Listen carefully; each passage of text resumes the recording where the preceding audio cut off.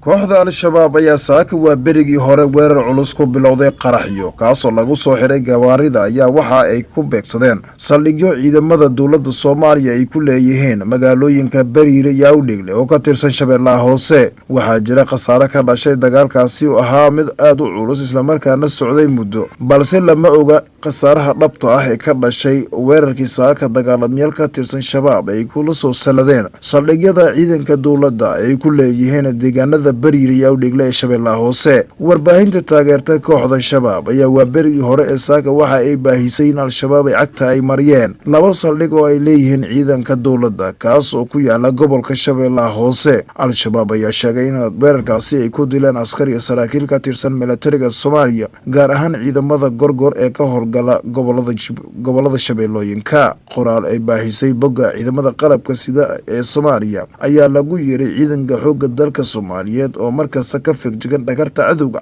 Waxa ay ka hortageen weeraro maleeshiyaadka shabaabku ay isku dayayeen inay ku soo qaadaan degmada Awdheegle iyo deegaanka Bariire oo ka tirsan Shabeellaha Hoose. Gawaari lagu soo xiray walxaha qarxa ayaa lagu beegsaday goobo ay ku sugnaayeen ciidanka dowladda, kuwaasoo isku dayayeen shabaabku inay ku waxyeeleeyaan ciidamada dowladda Soomaaliya. Muuqaal iska soo duubeen ciidamo ka tirsan kuwa militariga Soomaaliya, gaar ahaan kuwa gorgor ee militariga Soomaaliya, ayaa muujinaya iyaga oo dabaaldegaya kuna qeylinaya Soomaaliya ha noolato, ciidamada gorgor guuleysta iyo erayo kale. Waxaana dhulka daadsanaa sida la sheegay meedad ka tirsan Shabaab, balse waxaa muuqata dadka ku sugan deegaanada Bariire iyo Awdheegle soo sheegeen in ciidamo fara badan lagu dilay oo ka tirsan kuwa dowladda Soomaaliya, kuwaasi oo qabsaday qaraxyadii ugu horeeyay lagu weeraray halkaasi. muddo saacada halkaasi waxaa laga maqlayay hogaanka madaafiic culus ay isweydaarsanayeen raggii weerarka ku soo qaaday halkaasi. Weli wax war rasmi ah kama aysan soo bixin, isla markaana sheegaya in tirada rasmiga ay ku geeriyootay labada dhinac. Shabaab oo hadlay waxay sheegeen inay dileen askari saraakiil fara badan, balse ma cayimin tirada dhabta. Sidoo kale taliyaha ciidamada xoogga dalka Soomaaliyeed Odawaye Yuusuf Raage oo la hadlay idaacadda ciidamada qalabka sida ayaa sheegay in Al-Shabaab badan ay dileen, balse isna uusan cadeyn khasaaraha dhabta ay soo gaarsiiyeen Shabaab iyo midda iyaga la gaarsiiyay.